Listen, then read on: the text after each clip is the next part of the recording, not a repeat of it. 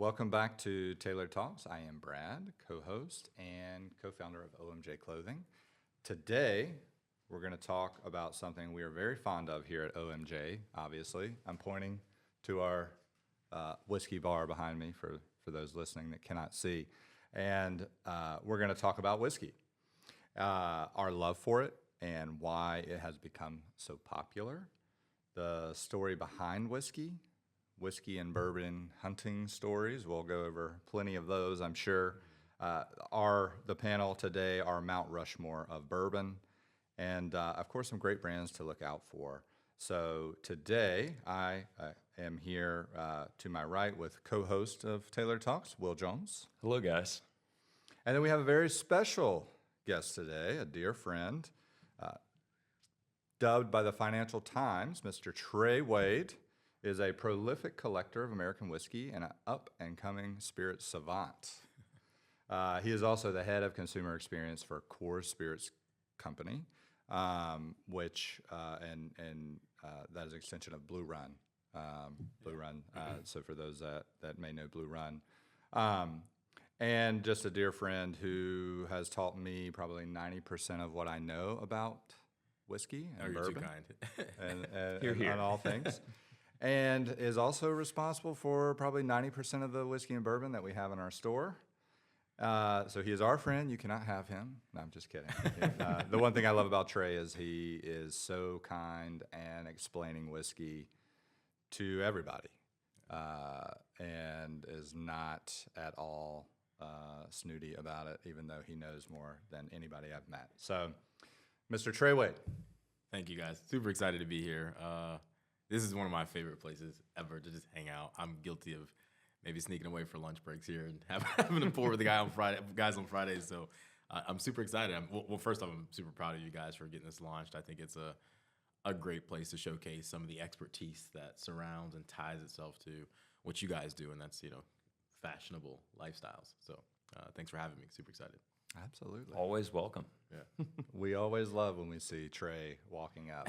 With a bag or a box or a Usually wagon. has a bottle of something or multiple bottles. Yeah. And the bottles are usually pretty hard to find. Yeah, I'm pretty selective in my purchasing now. Way back when I got into the game, I was just whiskey curious. I'm still whiskey curious, but probably bought a bunch of stuff that I'll never finish. And now I'm pretty selective and do a little bit more due diligence now that I'm a bit more educated on what's out there. Very kind and sharing. It's a little like Christmas around here. Yes. when Yes. Trey shows Yes. up. And I love it, right? Like whiskey it's a blue collar drink in my opinion. And the best thing about whiskey is the experiences that you can create. Freddie Johnson is third generation at Buffalo Trace. He's their ambassador in Maraudis and a bunch of other great things for them. And tells a great story of his father explaining, don't put the cork back in the bottle because whiskey is meant to be shared. They can always make more whiskey. These experiences are kind of finite opportunities. So Incredible.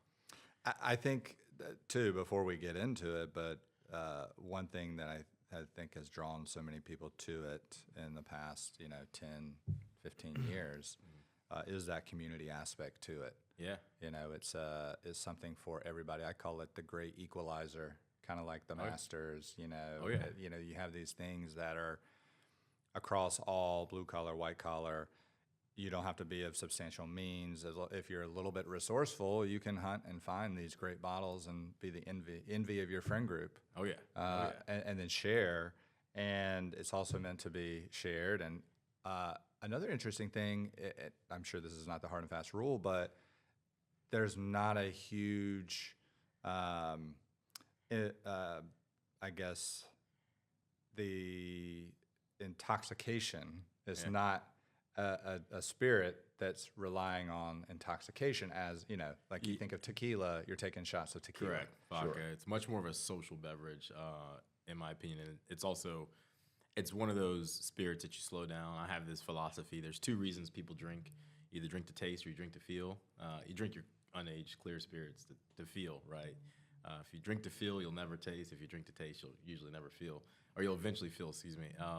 And so whiskey has a lot of flavor. There's a lot of reason behind that, especially bourbon. We're very proud here in America of the flavor that we can infuse naturally into this spirit that is a worldwide spirit, and that is whiskey. And the things that we do here in the States to make bourbon are unique here. It can't happen anywhere else. You can make the same exact whiskey somewhere else, but you can't call it bourbon unless it's in the U.S. So, but to that point, I think just the social aspect, the history, the things that attract me to whiskey, the history, the economic impact, the social aspects, the community aspects. There's a lot of chemistry. Growing up, I leaned towards math and science and not necessarily English and history, and so there's a lot of chemistry and that can go into it. Most people now that are in a laboratory and production process have a degree in some sort of science, whether it's chemistry or biology, et cetera. And now you can get distillation degrees at a lot of major universities. So, but to that point, it covers such a breadth of topics that you can show up and fit in a conversation. You might not be a multi-gazillionaire, but you kind of know where corn comes from, you know? Sure. So, Right. Because you might have grew it. So it makes a big difference if you can include more people. And I love the contemplative nature of it as far as experiencing, a nice glass of bourbon or whiskey. There's something about it that almost takes on an academic sort of perspective at times, learning about it, but then enjoying it with friends and so forth, getting that scholarship, and then sort of building upon it as well. I think the hidden gems in today's society are the things that force you to slow down. And whiskey is one of those things. Definitely. You know what I mean? And I think something to say about folks that have accomplished certain things in their life, you see that they're not necessarily frantic. And so whiskey has kind of that aura to it where it forces you to slow down, and it gives you that sense of inclusion because you've kind of gotten to a level that most people have to search for. And so whiskey's great. It's my personal opinion, the most influential spirit in the world history. And with a close second probably being rum, but whiskey for sure. I love it. And then scotch is what you enjoy on a private jet. Right. Well, I mean, it depends on where you're flying, right? Yeah. If you're outside of the U.S., 9 times out of 10, you're drinking scotch. That's the world's gentleman's drink, right? Yeah. I do enjoy a scotch. As do I. I actually brought one. It's one of my sleeper I'm still bottles. learning about scotch. Yeah. So scotch is great. I mean, so we'll talk about this. I think a lot of folks may or may not know what whiskey even is, right? And I'm guilty of now that I've been on this journey for a while, I'm guilty of getting super in the weeds super fast and not level setting a baseline because I still run into it. People that are even in the industry say, well, what's the difference between bourbon and scotch and single malt? And the baseline is very simple. It's as defined by pretty much every regulatory organization. Whiskey is essentially spirit made from cereal grain. Cereal grain means different stuff in different countries. Here in the States, it's corn, wheat, rye, and barley. In other countries, especially Asian countries, you'll see some rice as a cereal grain. But using those grains in a variance of recipe, right, and yeast and water to ferment creates whiskey, right? And you do the distillation process, of course, and that's different based on the type of whiskey. You can distill whiskey a bunch of different ways, and each category of whiskey has different distillation requirements, right? Here in the States, you can't make bourbon without being within certain distillation parameters. Scotch has its own. Other countries that are coming up and being more prominent are defining theirs now. So I would say they're in their early 1900s phase of where bourbon was, right? They're about 100 years behind us, but I think it's gonna be a very fast pace that they catch up. So, and the idea of all bourbon is whiskey, but not all whiskey is bourbon. Spot on. You can make whiskey anywhere in the world. You can only make bourbon in America. All 50 states, not just Kentucky for the naysayers out there. Although the predominant amount of bourbon in the world does come from Kentucky. A few years ago, it was somewhere in the 95% percentile. Wow. I would imagine with a lot more states participating at the craft level that it scaled back a little bit, but still probably in the 90s. But yeah, bourbon as of 1967, or maybe 1964. Don't quote me on that. In the 1960s, Congress designated bourbon the native spirit of the United States. So it had been being called bourbon for years there. It had been being made in the States for a long period of time, but until the 1960s was it designated that you could only make bourbon in the United States. So Interesting. Yeah. And why is it what makes it bourbon versus whiskey? So there's a couple of big ones, right? So one, I think we call them the ABCs. It's got to be made in America, right? It's got to be in a new charred oak container is what the legislation says, not necessarily a barrel. So you can actually make bourbon in a oak box if you wanted to. It's not very efficient. We use barrels for a reason. You can roll them, mainly because you can roll them. They stack well. Got to be in a barrel. It's got to be at least 51% corn in the recipe. Corn is the native grain of America. Native Americans lived off of corn, and so it grows prominently throughout the U.S. And so that was one of the reasons that separated us from a lot of other countries was the grain availability, right? And there's a bunch of other ones and then the D goes into distillation. So on the still, you can't distill over 160 proof.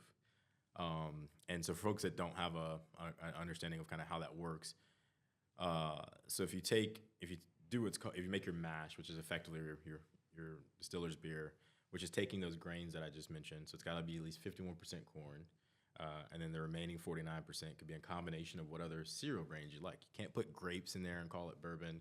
You can't put any type of fruit. It's got to be one of those grains. Add some yeast, add some water. That fermentation process happens, and then candidly, you've just made beer, right? If I wanted a Blue Moon, all they would do is filter that, carbonate it, and put it in a bottle once it's chilled, and that's called beer, right? However, to pull out the concentrated alcohol, you put it in a still. There's a variety of different types of stills, and essentially it's a boiler, right? It cooks. But what it does is it boils at a controlled rate, usually using steam, to pull off the alcohol vapors, which are lighter and boil at a lower temperature than water. So the steam at a lower temperature is mostly alcohol. So you're pulling that off, you condense that, and that's how you get your spirit. And it's if you take a pot of water and you boil it, right? There's going to be condensation on the top. The lighter compounds, and if you boil that water till it's empty, the pot's all burnt out, you'll see usually minerals, calcium or salt, or sodium, whatever's in your water out of the tap will stick to the side of the pot. All the lighter stuff comes off earlier, and that's whiskey. So can't distill over 160 proof. You can't go into the barrel at over 125 proof. Proof is just double the alcohol percentage. So if you ever see something that's 100 proof, 50% of that liquid is alcohol. The other 50% is sugars, oils, water. And then you can't bottle it under 80 proof. So those are the big three in distillation. There's a bunch of other rules as well, but those are the main categories. Made in America, 51% corn, the distillation rules, which are really important. And it's got to be in an unused charred oak container, which means you can't make bourbon in the same barrel twice, which is another unique thing to us. You can do it in every other country. You can use a cask multiple times and still call it the native spirit, but only in America can you only use the barrel once. Awesome. Yeah, I know a lot of people, don't know that distinction. Yeah. So, for those, I know I mentioned your current role as head of consumer experience at Coors Spirit. Walk through sort of a day in the life. There probably is no every day is the same, but a general day in the life of what you do on a daily basis. Much like whiskey, it's unpredictable. Yeah. It's fun. I've got these big blocks of categories that I try to check and touch every day. Usually, I try to make sure I touch base with the team every day. I try to be as much of a team player as possible, especially working from wherever my feet are. And so I touch base with our team. We have an awesome team of marketing and sales and operations that we're a small but mighty organization, so everybody carries a lot of weight. And what I do specifically for the organization is oversee our private barrel program, which we'll talk about here. You guys participated in that last year. And that touches pretty much every aspect of the business. And so touching base with the team is a daily occurrence for me in some capacity. I do spend quite a bit of time on the road serving as kind of quasi-ambassador, salesperson, fire putter-outer, fire starter sometimes. I was about to say, here we jokingly talk about it, but where in the world is Trey Wade? Yeah. But it's true. Yeah, today I'm in Charlotte. Fortunately, it's not often I get to say I'm here, but all the cool things you get to go do. I'm very blessed to say multiple continents. Yeah, multiple continents, from the Masters to the Derby within 30 days, and Alaska in between there somewhere, and kind of all over. And I think the beautiful thing about that is, I guess to define, mostly what I do on a day-to-day basis is engage with both our internal and external partners, our customers, our consumers, our business partners, internally our different team members that are championing their avenues of the business, and just try to be the conduit, try to be the glue for everybody is kind of what I go for. Fantastic. I think, this was very inspiring for me and I think it's a great lesson for all. And talking about how you got involved with Blue Run. Yeah. And I'll just say from like, my standpoint, I remembered you went from talking about it. You had no, It could have happened. no ties to it, right? Yeah. You were just, hey, I really like this. And you literally made the job that you have happen. That's funny. Yeah, it's true. And our former CEO, now head of the spirits organization at Coors. So I guess also I always assume that people know this because I'm in front of people that live and breathe whiskey a lot. Molson Coors is the same company that makes Coors Light, Bud Light, or excuse me, not Bud Light, Coors Light. Excuse me, Coors. You do not make Bud Light. Sorry. Coors Light, Miller Coors, etc. They acquired Blue Run Spirits in the fall of last year. Blue Run and Coors Spirits Co. started about the same time in 2020. And fast forward, our brand had eclipsed a lot of other brands in the market from a awareness, a volume, a bunch of other standpoints. And they brought us on board as a stake in the ground of like they're serious about being in the spirits industry. It's their campaign called Beyond Beer. And so I joined Blue Run kind of serendipitously. I was the VP of partnerships for an organization called the Black Bourbon Society. Over 30,000 people, participate in this group in various capacities around the world of it. And it's a group that advocates for the inclusion of Black and brown minorities and of all the kinds in the spirits industry because candidly, a lot of it was built off of our work and historically been very under-marketed to or marketed to in a very superficial way, right? It's got to be sweet. It's got to be, it's got to be low proof. And there's a large, just like in every population, there's a large population of people who go, no, that might be the loudest story, but it's not the full story, And so what my role was there at BBS was, as the VP of partnerships, was really focusing in on emerging craft brands and being a relationship builder between our community and what they were aiming for. And so Blue Run came across my radar and kind of shot a DM. And it's funny, Mike responded and said, hey, we actually love BBS. We mentioned them in our investor deck. And from there, I started kind of quasi-consulting on sensory notes and some consumer practices that I had seen. My background is in human behavior. I did that for a while before I got into whiskey. And next thing you know, the first bottle of Blue Run ever sent to anybody was on my doorstep. And I crack it open, I taste it, and it was like, holy cow. Not only is the aesthetic and the mission of the brand undeniably attractive, right? You can't look away from it. Like it's beautifully done. It's just one of those things where even if you hate whiskey, you have to appreciate what the aesthetic of the brand is. And then if you love whiskey, you appreciate that it's happening in the whiskey space. And then if you love whiskey to the point where you open the bottle and taste it, it's a trifecta of an opportunity. So, but yeah, so fast forward, I did that for a couple of years of, behind the scenes, sensory, writing tasting notes, giving them feedback from the various places I was traveling. Bringing some to OMJ. Sharing with a lot of friends, And there's so many parallels to your story as well. Yeah. Native spirit. Correct. Manifest destiny. I dig that. That's funny. Fast forward, I wanted and needed to make a career change for some personal reasons. And me and Mike had been going back and forth, and he would always seriously, but jokingly, but seriously say, let me know when you're ready. Like, let me know when you're ready. Just tell me, let me know when you're ready. What you want to do. And it wasn't just him. It was a lot of the folks on the team that started the business. And one day I kind of just wrote down what I would do. And I sent it over to him, and he was like, well, that's your job. What's your title?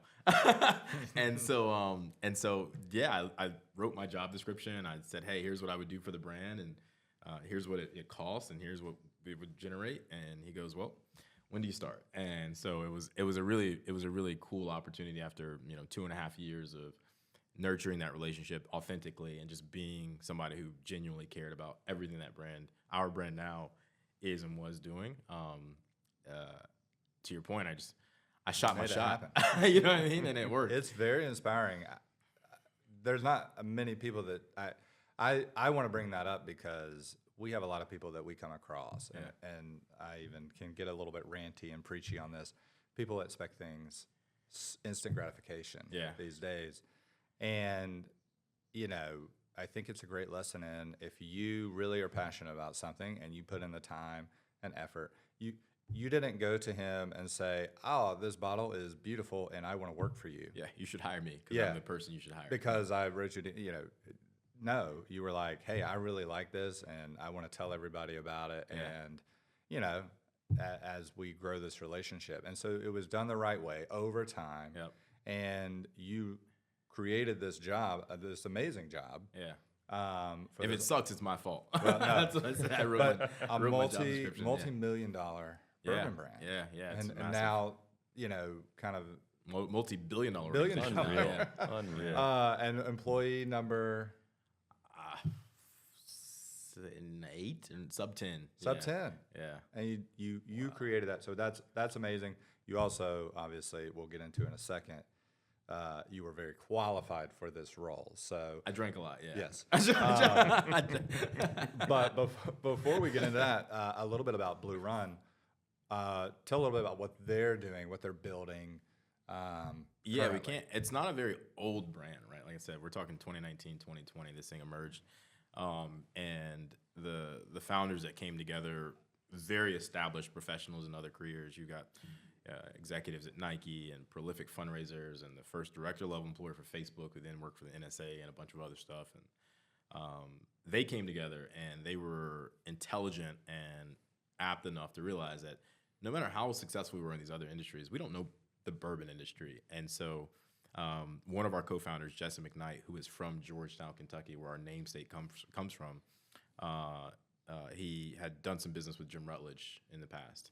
For the folks that don't know, Jim Rutledge is the legacy at this point behind Four Roses. He was their master distiller for over 30 years, has been in the industry it's probably close to, if not over 60 years now, and actually saved that brand in the U.S.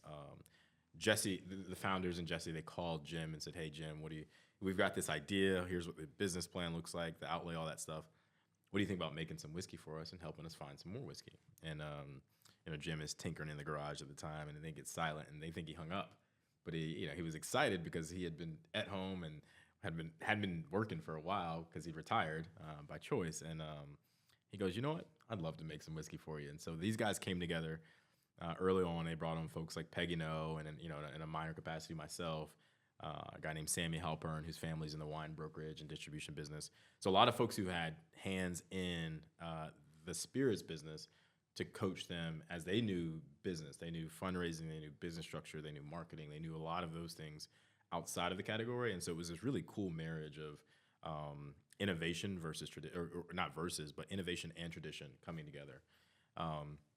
And so fast forward, we launched the brand October of 2020. First bottling happened October 10th, 2020. I think that bottle over there was from that bottling behind me. Yeah, the 13-year. The 13-year, yeah. We came out of the gate swinging, and unexpectedly, we blew our wad. That whiskey sold way faster. And 2020 was a bit of an anomaly year for whiskey, right? It was, no one was going out to bars. Everybody was buying by the bottle as they could. Laws were changing. Distribution opportunities were changing. And so it was somewhat of an emerging Wild West that helped a lot of brands get exposure really fast. Supply and demand was berserk. So, well, yeah, you're at home, you can't taste, but you can drink, all this other crazy stuff COVID caused. But it was a blessing in disguise that we launched in October 20, and we were actually behind schedule when we launched. And so our first batch, it took I want to say 6 weeks, 2 months to sell out or something like that, which we thought was going to last almost 6 months.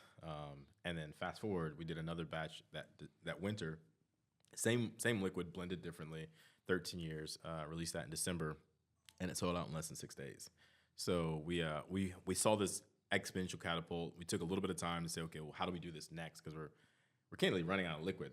We did not have as much juice as we expected to need, or we didn't have as much juice as we needed up front. And so we did a single barrel series in the spring of 13.5-year-old single barrels. And that's truthfully when I feel like the gasoline was thrown on the fire for this brand, where the way that we did it was very different than any other whiskey release I've ever seen, and I think that's ever been seen in the market. Every day for 10 days, we released a separate single. No, excuse me. The first one, we did 2 to 3 single barrels a day, 3 weeks in a row. And those barrels sold out in seconds. 13-and-a-half-year-old cash strength in a package that had just put the industry on its head. I humbly believe that, and this we'll talk about this on my Mount Rushmore. There's only 2 other bottles from a bottle design standpoint that are as and have been as iconic as I believe Blue Run will be one day, and that's Bland's and Old Fitzgerald. I can't think of another bottle design that is that age old. Maybe Maker's Mark, but it's less of the bottle and more of the wax for them. And so, yeah, but from a bottle design and ornament, I think that's truthfully what Blue Run will be. But that release put us on the map. Whiskey consumers were going crazy. Everybody that didn't know about whiskey was hearing about it, and they were thinking, like, what the heck is this? And then, our CMO at the time is an executive director at Nike for the Air Force One franchise. His name's Devin McKinney, and he is one of probably the best minds in the creative industry right now, in my humble opinion. Designs a ton of stuff, and he's one of those creatives that gets culture, he gets economics, he gets materials, he gets more than just his job, and it makes him very fun to work with because he brings in a lot of unique perspective. He's the one that designed our bottle, and the release strategy had a lot of similarities to how sneaker drops happen, and a lot of that came from his kind of ideology, and so I think we set the bourbon world on fire for at least like a little bit of time, and then we caught up to the fire. And not a bad resource to have. No, it wasn't bad. No, Devin, they were very grateful. There is no butterfly without Devin. Yeah. And so that's a good way to put it.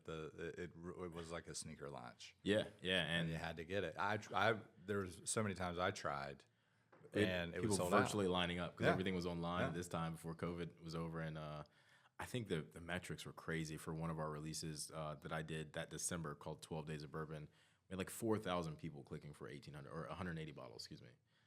And I was like, and then we get the hate mail of, oh, the bots got it, and so we did a good job of being accessible and responsive and saying, here's the metrics. We had 4,000 unique IP addresses asking for 180 bottles.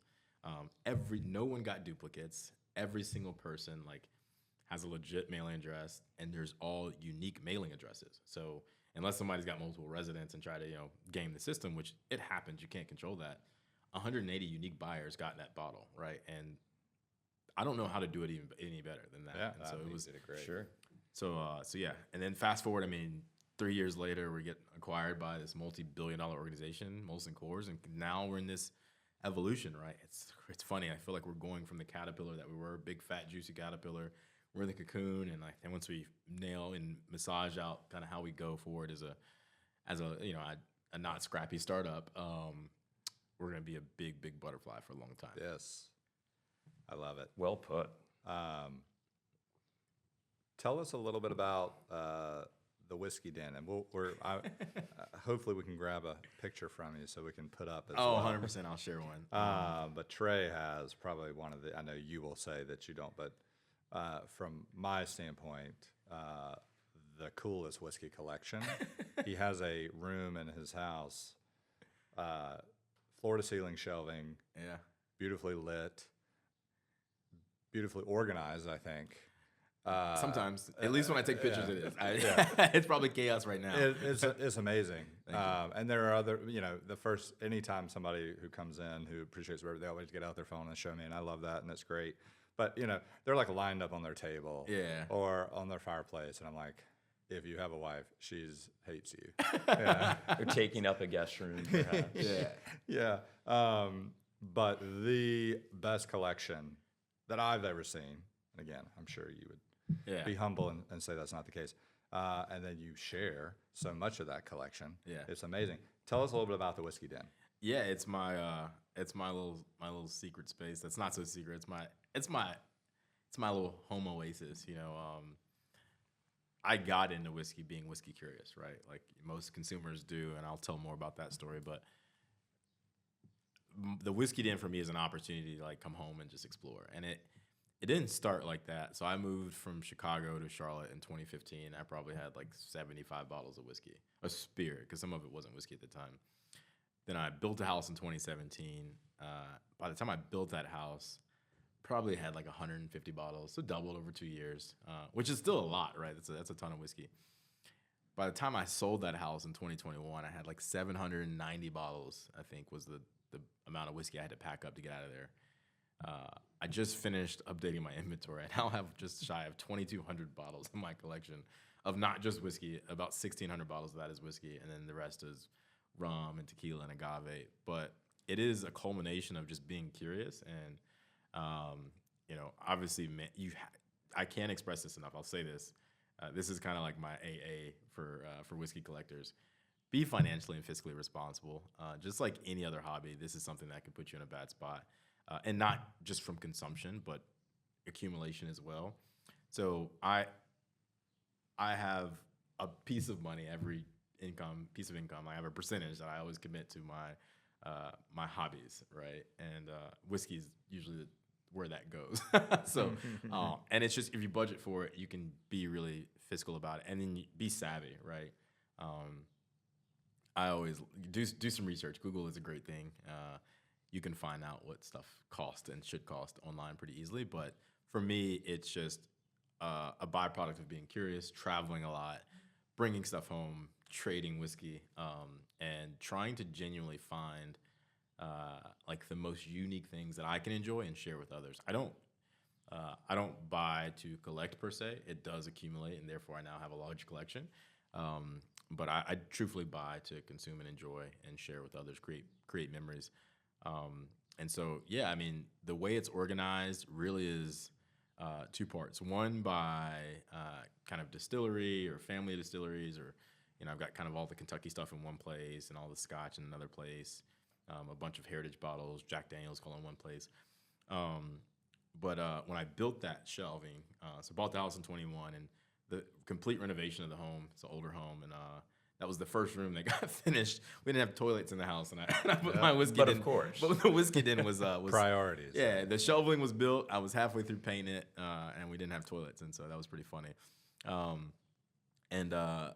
I mismeasured the top 2/3 of the bar, which is above kind of the glass section of it, that by 3/4 of an inch. And so your traditional like wine style bottles, so think of like Willet, won't fit on the top shelves. So I don't have. Rare, yeah. So a lot of people think like, oh, your best stuff's at the top. I go, actually, no, it's just based on the size of the bottle.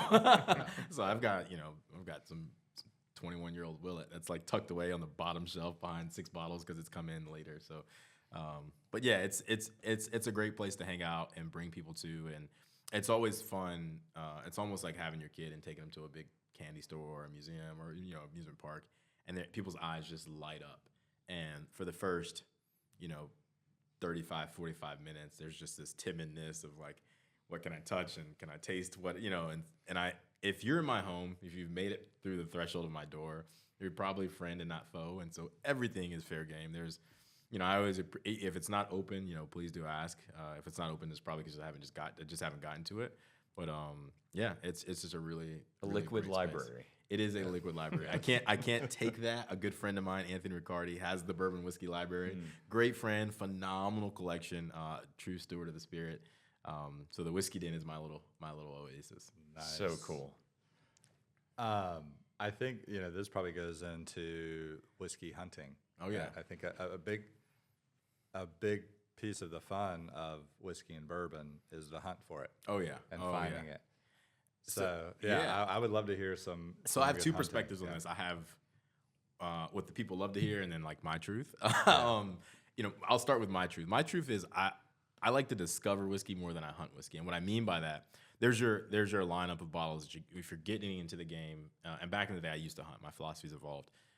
You got to find a bottle of blends. You got to find a bottle of Weller. You got to find a lot of those Sazerac products. You got to find a cask strength single barrel from a craft distiller that you love, right? You got to find some of those things to start your collection. After you check those boxes, it's like, where do you go from there, right? There's always new whiskey coming out, and that hits the list. But there's so much whiskey that's been evolved. So out of the 2,200 bottles, I think that I can pull it up on my phone. I think less than 7% of that room has a duplicate bottle. So, and I don't have more than 3 of any bottle. And I don't have more of 3. I don't have more of 2 of a bottle that didn't come from a barrel that I bought the barrel of. So I'm very eclectic in my collection, and I think that is the true beauty of spirit. If you can go discover new things, you might fall in love with something that might be the next best thing because nobody was chasing it yet. And whiskey, just like a lot of other consumables and commodities, it has its trends, it has its ebbs and flows, you know. And so I like to say whiskey curious and discover whiskey. But from a whiskey hunting perspective, here are my pro tips. Here's what worked for me, and here's what I've heard works for a lot of other folks that have great collections. Be authentic. You know, I spend a lot of time in liquor stores, and I can't tell you how frequently you hear store owners and people that work in those stores gripe about people walk in saying, "Hey, you got any Blantons?" A lot of folks don't understand what these stores have to do to get what are called allocated items, you know, harder to find bottles. Usually they have to carry exponential amounts of lower quality products, you know, Fireball, to get a case of Blantons, right? And that might happen on a biannual or quarterly basis. And so most stores, and I subscribe to this, especially in states where it's a franchise state or a private state and not a state-controlled liquor board, they try to reward their regulars, right? So when you walk in and you've never been there before and you're just in your car on a road trip, hopping in and out of stores, and you walk in and the first thing you ask for is the hardest thing the thing they had to work the hardest to get, and they've got, you know, John Doe down the road who's there every day. He buys his wife's sweet wine there. He buys his beer from him. He buys everything from him, and then also happens like bourbon. Your opportunity is diminished. And so, I would say be authentic is the first thing. Be curious. You know, my tactic, and this is not a uncommon tactic. Walk into the store and look around before you ask a question. Most people have amazing things on their shelves, especially today. You know, you can walk into a store and find something that was impossible to get 3 years ago. Buffalo Trace is one of them, right? Like their core product at $30 a bottle. It's a great, you know, starting whiskey. And if you haven't explored whiskey, like don't walk in and say, "I want a bottle of Blanton's," because that's what the internet tells you to say. Grab a bottle of Buffalo Trace. Keep walking around, find something, discover something, pick a bottle up, and Google it what it is. You might find out that that's a pretty cool, interesting story, great whiskey, great reviews. So I would, you know, be curious is number one. Walk in a store, walk around, do your due diligence. When somebody says hello to you when you walk into a store, always speak back. Like politeness goes a long way, especially in the whiskey space. And I think every space you walk into, you know, retail is not an easy job, and so be polite when you walk in. If they say, "Hey, you're looking for something," I'm just browsing around right now. I have an idea what I'm looking for, but I want to see what you have. Like I want to invest in you first. That's a really great strategy both ways. It'll benefit you. You'll learn a lot walking around different stores in different areas. And then it shows them that, hey, like even if I don't have what they have, I might have something I can turn them on to. And there are polite ways to say no thank you, right? A lot of folks say, "Oh, you don't have what I have, I want when I'm leaving." It's like, hey, if you had a budget in mind, if you had a bottle in mind, feel free to be honest about that. Hey, look, I plan to spend X number of dollars, really want to find this bottle. If there's something that really, really catches my eye, I might still pull the trigger, but I'm looking around for this bottle with this money. No one's ever going to turn their nose up at you for that. But if you say, "Oh, you don't have what I want," and just walk out, like your chances have now diminished to ever get anything from that store, no matter how much, you know, you come back and try to be the That guy. brings in that community aspect. 100%. And then, you know, and you don't know what the next person knows about whiskey. And I've had so many times where I walk into a store and I'm whiskey curious, never been there before. I'm certain because of what they have in their store, they've got, you know, regular customers that support them to get that stuff. And by the time I walk out, like the store owner's offering me stuff, because at that point I've probably bought 3 or 4 things that caught my eye. And it's not always whiskey. Like I'll buy rum, I'll buy tequila, because those things are interesting to me as well. And for the folks that are interested in whiskey, you can trade bottles, right? Like Fortaleza is a great brand of tequila. It's hard to find. A lot of whiskey folks are getting into tequila, and so like, yeah, sure, I've traded bottles of tequila for, you know, bottles of whiskey that I wanted, and it's like Pokemon cards for some people, or baseball cards, and they hold their value pretty well as well. So yeah, that's the pro tips there. Be polite, be curious, be fiscally responsible. Don't blow your wad. Don't ruin your marriage or your job or your life. And so yeah, those are some of my tips for hunting. Any like top bourbon find? In a retail store. Or it doesn't have to be retail either. I love the one, you know. Yeah, we were actually, so talking I about. brought a bottle in. So back in the day, hunting for me, it branched outside of stores, and so I collect like antiques in certain categories, firearms and other places. And I would do these estate sales, and I'd go to these estate sales and kind of find. I used to buy a lot of land too. Still try to. Used to go to these estate sales just to see what I could find. My grandparents actually got me into that. They were hoarders. Let's just call it what it is. And so most of our grandparents are hoarders. Let's be honest. Yes.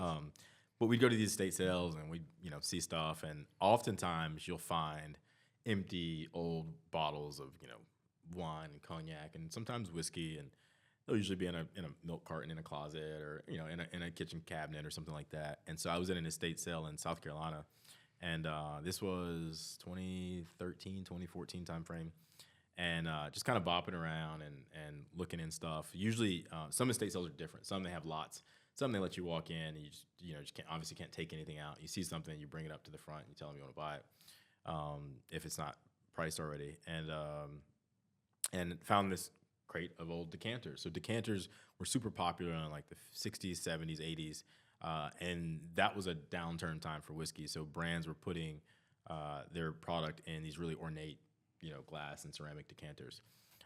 And so found a crate of these old decanters. A lot of them were Jim Beam. But then I found one, and it still had, not only did it still have have liquid in it, I didn't know if it was the liquid, but it had liquid in it. And then but it had a sealed tax stamp, which is, it's over behind you. That gold bottle there. So a tax stamp was a kind of a government ordained strip to say that the whiskey was sealed, kind of like your protective cover on your Tylenol. Hey, was untainted. So this is a bottle from the mid 1960s of Old Forester 86 proof. Really, really cool. How much would that bottle be secondary? It depends. Just the Auctions bottle. fluctuate. Yeah, No the empty bottle. I mean, I've seen them for $600-700, just an empty bottle. You can, and that's like ones that are pristine and stuff like that. You could probably find one for a couple $100, dirty, and you might get lucky and find one at a garage or estate sale. It looks like a massive bottle of I don't know, a perfume, fragrance, right? a It looks like a perfume, very so- perfumatic. And this is one of the first bottles that was functional, so you could use the top as a shot glass. Oh, So if you hold it upside down, it would pour a perfect shot, and then you could turn it upside down. And usually their cork is the two-way stopper, but you could pour it into a cup, so it pours a two ounce shot in the topper.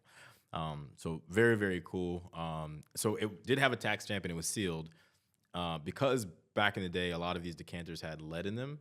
I took a 2-ounce sample and sent it off to a friend who works at a lab, and fortunately it didn't have any lead in it. So I've enjoyed a couple of pours out of it and share it with people all the time. Is it the best whiskey I've ever had? Absolutely not. Is it freaking awesome? Absolutely. And that was one of the coolest finds because you don't generally find, one, unopened bottles, two, these decanters that don't have lead in them, and Old Forester's a brand that still exists as well. So it's kind of cool to be able to say, and I literally did this. I went and bought the current bottling of the 86 proof Old Forester and tasted and compared, and it's really cool to taste the differences of the production back in the day when things just went slower and weren't as mass produced. And so yeah, that's probably one of the coolest stories. There's so many other ones that I could probably rattle off, but that's one of the coolest. You have one, Will? Oh gosh, a whiskey story perhaps. For me, at least, to speak to Old Fitzgerald that you had mentioned earlier, that was always a bottle that was particularly striking for me, and that's something that I've been able to enjoy in the last few years and come to really enjoy. Is probably my favorite of the American whiskeys. And just looking at this particular bottle, it of course is quite ornate as well, and sort of speaks to sort of the old westerns and so forth, and just incredible to sort of ogle but enjoy as well as a drink. Yeah. But I hope that at my next estate sale I run across something similar. Yeah, me too. I mean, dare we ask what you paid for it? So I paid $74 for that bottle. I had to buy the whole crate, so I just chalk up the whole crate to what that cost. Yeah. The folks managing the estate sale were kind of just more focused on getting the house empty than what was in it, and so fortunately, and it was in this small country town, and I felt once I realized what I had, I felt somewhat bad. Not bad enough to give it back to him, or No. but I was like, dang, this is really, really special. But I'm sure that, I mean, that's kind of comes with the territory of that process. And so yeah, but I 100% agree with you on Old Fitz. Old Fitzgerald 15 specifically, and I actually finished a bottle on Monday of this week, which was my son's 4th birthday, because it was a bottle that I acquired while we were in the hospital. He's been born. That's awesome. And bottled and bond has a 4-year age requirement. You can't call anything bottled and bond unless it's 4 years old. So I committed that I would not finish that bottle until my son was 4 years old. And so I saved. That's amazing. I saved a 2-ounce pour for a long time. That's a wonderful anecdote. Well, like you, I mean, I think my bourbon journey, and I would say, bourbon intermediate level over here, whiskey bourbon. I like it. Definitely went through the phases in the early 2010s of hunting and things like that. Yeah. So, still have a lot of the bottles, the Pappy Van Winkle when, you might have had to be in a lottery, but, there might have been 200 people on the list. Yeah. And it was just sort of, hey, it's here. Yeah, great odds. If whoever gets here first gets it, you can't do that now. But Will's actually involved in my best story, our 10-year high school reunion. Indeed. So this past, no, I'm just kidding. Almost 11 years ago, we were at this little Gastonia restaurant in the upstairs bar. Lotus, yes. Nice. And I remember this. Will may not, but Will was actually standing beside me, and I'm like, they've got Pappy Van Winkle. Oh, nice. And As I was swilling probably Johnny Walker Black Label. But I asked the guy, I was like, hey, are you selling that? And he's like, oh, yeah, sure. I don't know the price, so I'll just do it. I was like, well, it's really nice. He's like, okay, well, I'll do it as a top shelf. $7 a pour. And so I had a few pours. As many as you could stomach. Well, hopefully. I was like, I feel like you. I feel bad. Yeah, you know better. Yes. So I think I had two or maybe 2 or 3. Yeah. But that was still to this day is like my, sort of your perfect find story. Yeah. It's always great to get something at what it should cost. Sure. Right. Even though it doesn't. Right. And those are few and far in between. I mean, that bottle in that time, what he said, 11 years ago. $75? It was, sub $100 bottle. So $10, $7 a pour. That should be what it's for. But because of the rarity of it and how hard that store probably had to work to get it, they probably had to sell a lot of stuff they didn't care to sell to get it. Right. It usually goes 75, 100. I've seen it up. It depends on how old it was. I've seen Pappy 23 for $700 a pour, and that's like half-ounce pours. That's crazy. So yeah, it can get pretty expensive. So, for us here, we gave each other, gave some homework of your Mount Rushmore, if you will. So your 4 favorite bottles. So this was probably the hardest. I'm sure. It was hard. It was easy for a couple of them because there's the obligatory and then the genuine obligatory bottles. But then there are so many whiskeys, and whiskey's kind of like food or anything else, right? And clothing. You don't wake up every day and say, I want to wear the same thing. It's very mood, emotion, situational dependent. And so you might say today I feel gray and black, or I might feel blue and, brighter or darker. And so figuring out 4 whiskeys to kind of put on my Mount Rushmore was challenging. What I did is I didn't give myself more than 5 minutes. I said, okay, I've got to do it like, I like those parameters. Yeah, I can't say gun to I my just head, did 'cause mine as we were talking. I love it. So I brought the 4 that in the 5 minutes I said I don't feel remorse of not having. I don't feel remorse of committing to these 4. And so the first one we've talked about it a little bit. Old Fitzgerald. So this is face number 1. In my humble opinion, this is the best long-standing decanter in American whiskey. I think the story of it is amazing. Johnny Fitzgerald was a treasury agent, was thieving whiskey out of barrels at Stitzel Weller. And fast forward, that brand ends up with Heaven Hill, and they pay homage because he was finding honey barrels. That term is not necessarily actually honey in the barrel. It's more so of these special barrels that are kind of like sweet spots. And so this is a very, very phenomenal whiskey. And it's hard to say, oh yes, the whiskey stands up to the packaging for a lot of brands. They're neck and neck. It's amazing. Retail and secondary. So Heaven Hill, which is it's my favorite distillery. I always somewhat jokingly say if every distillery had to burn down, and I only say this because we haven't built ours yet, and one could survive, I would save Heaven Hill. And it's only ironic because they did have a tragic distillery fire in the mid '90s, and it did burn down. So I would save them if everybody else had to go through that again. But they did a really good job for a long time. So they would do about $10 a year would be retail. So a little while ago, this would have been $190 a bottle retail. I think when it came out in the fall of 22, it was right around that $240 mark, $240 retail. I've seen these particular bottles go upwards of $1,000, right?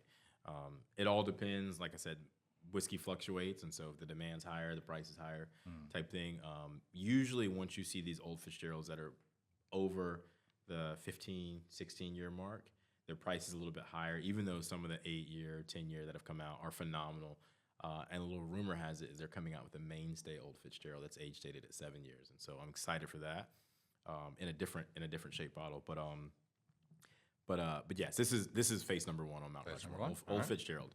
Face number two. Face number two. I mentioned this earlier. I genuinely believe that if we continue to operate the way that we are, Blue Run will be one of these faces that get etched. We're the newcomer to the game. This is our 13-year. This is from our inaugural release. It's 13-year Kentucky straight bourbon, 113 proof. And this bottle is French cut glass, 24 karat gold screen printing, 24 karat gold covered butterfly on the front. It's one of these bottles that it was instantly iconic to people who follow whiskey. And I think as we continue to do what we're doing, we'll gain even more of that popularity, and the evolutions of this product will cement us in whiskey history. And I think I would say that if I didn't work for the brand. Actually, I used to say it before I worked for the brand, so I feel confident in this statement. It is and then what Jim Rutledge did when blending this whiskey was phenomenal. It won all kinds of awards. It's still, we started off and it's still one of our most coveted releases, and we've probably released 120 plus different variations of our product since October in 2020. So I would say Blue Run 13 years specifically, the fall batch, and my personal favorite, but either one of the 13 years is absolutely epic. I'm gonna fast forward a little bit to 2021. You might hand me that blue bottle of Russell's behind you. It's my Will. Right, Diana, or Vanna White, excuse me. So the next face on the Mount Rushmore is going to be. I could put the entire distillery of Wild Turkey, but I'll specifically narrow it down to Russell's 13. So Russell's 13 was one of the first age-dated larger batches of Russell Reserve that came out in the recent history.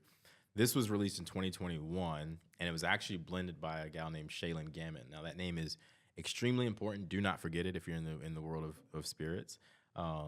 She was a part of their Century team at Campari, who owns Wild Turkey, for almost 8 years, and she blended this whiskey while she was pregnant, meaning she did not taste. She blended it by on nose alone, and it won Whiskey of the Year. And that is not by happenstance. She is truly a super sensor, and fortunately, we stole her from Campari, and she blends Blue Run now. Amazing. And she's blended countless award-winning spirits and whiskeys as well. Incredible. And she's young, she's bright, she's a food scientist. She went to UK. She's top tier, and I think this particular whiskey. I love the Russell's Reserve brand. Period. For a long time, it was the best $50 bottle of 10-year whiskey you could get. I put Russell's 10-year over Eagle Rare 10-year. I'm happy to say that on record. So Russell's 13 from 2021, so the first batch specifically on Mount Rushmore. And last but not least, if you don't mind, the gold. Yep. So this is, the haters are going to hate. Like, I too am not. I too subscribe to some of the clout shaming of Sazerac, but Blanton's is undeniably one of the most iconic whiskeys in American history. If you put your pride aside and kind of some of the hunt of getting it, it is a phenomenal legacy bottle. So a gentleman named Elmer T. Lee actually created Blanton's in honor of one of the former master distillers, and it really was the first marketed single barrel. So way back when people were selling whiskey, at the market, they were just, you bring your container, we'll fill it up out of our barrel, and it was all single barrel whiskey back then. But in the mid '80s, when whiskey was still on a decline, Elmer T. Lee decided, hey, we need to figure out a way to make this more of a prominent thing, and so they marketed Blanton's as the first bottled single barrel at scale, and it went bonkers. These barrels came from a specific warehouse at Buffalo Trace, it truly is a historical site, like a historical monument in Kentucky, and so Blanton's. And so I think these four whiskeys, and these are all modern whiskeys, right? I tried to showcase stuff that you could still tangibly get Blanton's. You can get Russell's Reserve, and they're coming out with additional batches of 13. Old Fitzgerald is a line that'll continue. Blue Run is a line that continues. So I wanted to say these are pieces of heritage. These are older releases, but you can absolutely still find these brands, and that's my there is only 4 phases on Mount Rushmore, right? My American. Again, I was okay. Right. Science and math. Okay, so that's my 4. I'll quickly run through mine. Again, I love all these. So my number 1 face would be the Pappy Family Reserve 15. For no other reason than I read an article by Wright Thompson in 2011 on it, and that sort of tipped me off, and so that sort of got me into the hunting. Eagle Rare, just your bottle you can find at the store. Our Blue Run X OMJ Chosen bottle. That's a good one. You can put your Mount Rushmore That is my. This is actually my number 1. That's a great. That's a you guys. So fun fact, you guys had this is for the whiskey nerds, right? I told you I can get pretty in the weeds. So an average barrel of whiskey that age should have yielded about 130, 140 bottles. That barrel only yielded, I want to say 56 or 54 bottles or something like that. And it might have been less than that, but it was a very, very low yield, which for. So it's probably like 30 years old, right? I wish it was 30 years old. We'd be killing that whiskey right now.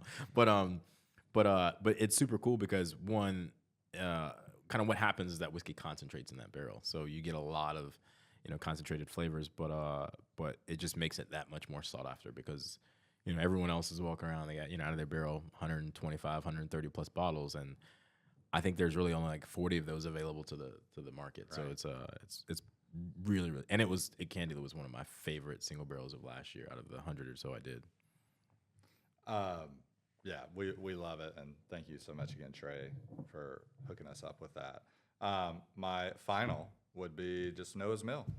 Great product. $70, $65 bottle. Yeah, and always on the shelf here. Yeah, you can find that. You might be able to find that for a little bit less. It fluctuates by market, but yeah, that's made by Willett Distillery out of Bardstown, Kentucky. Same place that Heaven Hill is. Same place that Bardstown Bourbon Company is. Yeah. So great whiskey. Yeah. Will. All right, so I'll be the resident contrarian. Okay. I'm going the Scotch route. You're not contrary. I love that. So number 1 for me has to be Johnny Walker. Yeah. And whether it's the red to the black, all points in between, was sort of my introductory Scotch to a degree as well. But, we're speaking about community.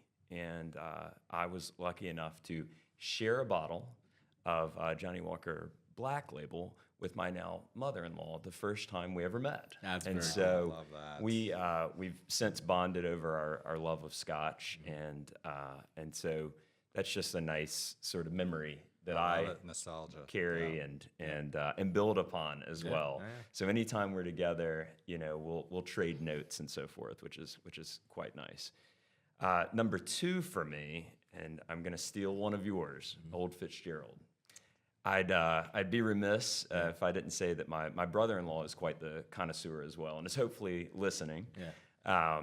But he introduced me to Old Fitzgerald, and for a more or less a career Scotch drinker, let's say, Old Fitzgerald sort of spoke to some of my preferences. With respect to American whiskey and bourbon.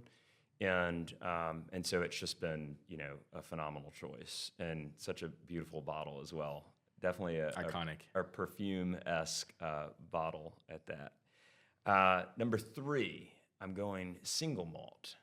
Lagavulin. Oh, nice. 16. Some peated skim malt, yeah. Indeed. So a little great one. peaty. You've got those smoky Yes, flavors I and love so it. forth. A nod to Parks and Recreation, perhaps. That's a great recommendation, Yeah. Scotch, you know? Totally. People always feel It's a safe peated more Scotch cultured for sure. once yeah. they know that one. Sure, right? it's a bit elevated. Yeah. You know, most folks are aware of, say, the Glenlivet, Yeah. but yeah. then Lagavulin takes it to another level. I agree.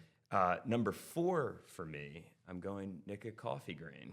Yeah. So bringing in a Japanese whiskey, a particular nod to Scotch production. Yeah. Exactly, Scotch production as well. And I think of, you know, we're always more or less drawing comparisons to cinema, and I think of Lost in Translation. Nice. I like that. Suntory Time. Yeah, I like that. With Bill Murray.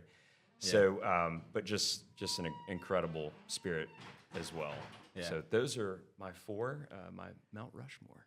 Very cool. Great selections. I like that you pulled in some Scotch. I too love to dabble in single malt. I would say what is your Johnny Walker is my Glendronach. I absolutely love Glendronach, and the gateway whiskey that I give people is Glendronach 12, or single malt or Scotch is Glendronach 12. Do you know, I don't think I've ever had it. It's great. I brought a bottle. We'll have some today. Fancy you should say that. Guys, this has been phenomenal. Yeah. Thank you so much, Totally. Trey. For those, if you want to follow Trey, at Just Whiskey. At _whiskey with an E _. This has been on Instagram and everywhere else that's relevant. And yeah, I mean, this is a lot of fun. I can't say thank you enough. I'm thirsty looking at all this whiskey. We're gonna have a pour after this for sure. But yeah, no, this has been phenomenal. On Instagram, just _whiskey with an E, WHISKEY _. And then please do follow Blue Run Spirits. We are a fast-growing, consumer-focused brand. Really, really, really want to make sure that people know that we are authentic and care about, you know, the consumer experience and the longevity of the Native American spirit of bourbon. So Awesome. Well, we appreciate you so much and Yes. your scholarship and what you've brought to us. I feel like we've gone to school today, Brad. I love it. night school, yeah. Yeah. This has been fun, man. You guys are awesome. I wish school had bourbon. I don't know if I would have paid more or less attention, but yeah, I would have had a lot of fun. This is great selections, guys. Well done on the Mount Rushmores. That was fun. It's one of those things where like you don't want to exclude people. I've got so many friends that, you know, we didn't really talk about a lot of craft brands. I've got a lot of friends that are like crushing it in the craft space, and that's, you know, larger, not mass produced stuff.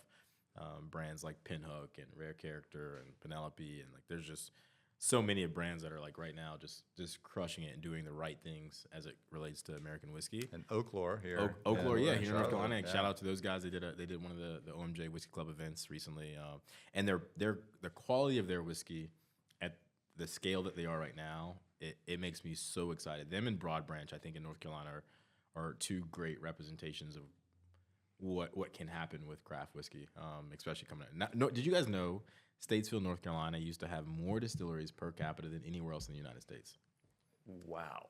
because of the railroad? Yep. So where Southern Distilco is like 3 miles away from where there was like 75 distilleries. There was like 75 distilleries within like a 5-mile radius in Statesville, Kentucky. Or excuse me, North Carolina, excuse me. So yeah, it's been a lot of history, and it's because of the railroad getting over the mountains. So coming up and down. Incredible. Yeah. So some fun stories there. So cool. Thank you guys for joining us. It's been great. My final plug would be the OMJ Whiskey Club, which yes. Trey helped start. Gratefully, yeah. OMJ Whiskey Club, we'll have a link to that as well. We do quarterly events. We always have some great people coming and They're free. Doing tasting tastings, education. You yes. can join the membership club and get some major benefits. major benefits, discounts at OMJ. It's just a really fun time. I actually think Will has those pulled up. Will, what are the benefits of the whiskey club? All right, so 10% off all OMJ orders, custom engraved membership card, Which is pretty badass. and that continues to get you through the door thereafter. Yes. Custom whiskey glassware, Yes. which I believe our members got our last whiskey yeah. club event. Obviously, quarterly tasting events. Yeah. So Led one by every industry quarter. experts. These aren't like, hey, come have a bottle share. You know, we've had, master distillers from Oaklaw, and we've had, Maker's national Mark, ambassadors from Maker's Mark, and Jack Daniels. Daniels, and Old Forester, myself. Blade and Bow. Blade and Bow came in. So we've got really, really great whiskeys being presented. And we also will throw in at renewal. So this year was our 1 year mark, and everybody that's renewing in this first batch will be entered into a raffle. I am giving away my bottle of Pappy Van Winkle 15. It's a very, very special bottle.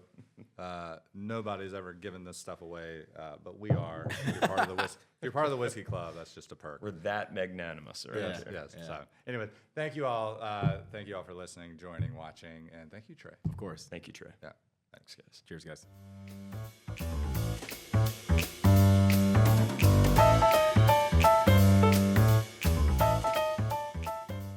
So I feel like we've got to try something. Okay, so it's up. So I know the Glendronach came up, but Old Fitz came up twice. It's hard to beat. I've never tried the Old Fitz. What? Oh, we've got to do Old Fitz. All right. So Old Fitz Fitz it 19 is. is what we're pouring here in a second. All That's right, and it is 19. not Incredible. 10 o'clock in the morning right now either. It's 10:01. Cheers.